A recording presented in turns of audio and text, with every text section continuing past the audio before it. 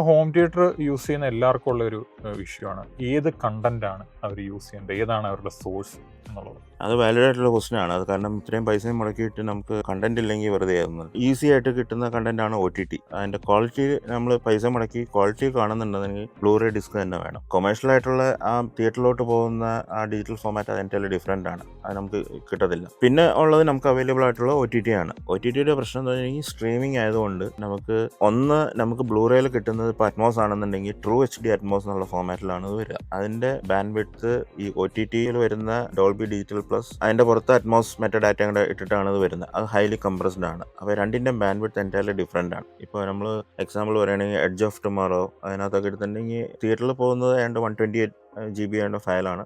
ബ്ലൂറേയിൽ വരുന്ന ഏതാണ്ട് ഒരു 90 GB അടുപ്പിച്ചുണ്ട്. പക്ഷേ ഒരു OTT വരാൻ നേരത്ത് അതൊരു 20 GB താഴെ ഡാറ്റ ആണോ, ഈവൻ 4K ആണെങ്കിൽ. OTTയിൽ വരുന്ന കണ്ടന്റ് ഇപ്പോൾ ഓൺ പ്രൊഡക്ഷൻ പോലുള്ള അവരുടെയൊക്കെ ആണെന്നുണ്ടെങ്കിൽ ആഡം പ്രൊജക്ട് അല്ലെങ്കിൽ സ്ട്രേഞ്ചർ തിങ്സ് പോലെയുള്ള നല്ല രീതിയിൽ മിക്സ് ചെയ്തതാണ്. അപ്പോൾ അതിനകത്ത് നല്ല ഇത് കിട്ടും. പക്ഷേ എന്നിരുന്നാൽ തന്നെയും ഈ സ്ട്രീമിംഗ് ആയതുകൊണ്ട് ബ്ലൂറേയുടെ ക്വാളിറ്റി നമുക്ക് കിട്ടത്തില്ല. അപ്പോൾ അതിന് നമ്മൾ ചെയ്യുന്നതെന്ന് പറഞ്ഞിട്ടുണ്ടെങ്കിൽ പ്രാക്ടിക്കലായിട്ടുള്ള സൊല്യൂഷൻ നമ്മൾ കാലിബ്രേഷനിൽ അഡ്ജസ്റ്റ് ചെയ്യാവുന്നതാണ്. അപ്പോൾ കാലിബ്രേഷൻ നമുക്ക് ചെയ്യുമ്പോൾ ബ്ലൂറേക്ക് ഒരു കാലിബ്രേഷൻ ആയിരിക്കും. അത് ഇപ്പോൾ ആണെങ്കിൽ നമുക്ക് AVR അല്ലെങ്കിൽ പ്രൊസസറിൻ്റെ അതിനകത്ത് പ്രീസെറ്റുകൾ ഉണ്ടാവും. അപ്പോൾ ബ്ലൂറേക്ക് പറ്റിയ രീതിയിലുള്ള കാലിബ്രേഷൻ ഒരു പ്രീസെറ്റിലും OTTക്ക് പറ്റിയ ഒരു കാലിബ്രേഷൻ വേറൊരു പ്രീസെറ്റിലും ഇട്ടിട്ട് ഉപയോഗിക്കും.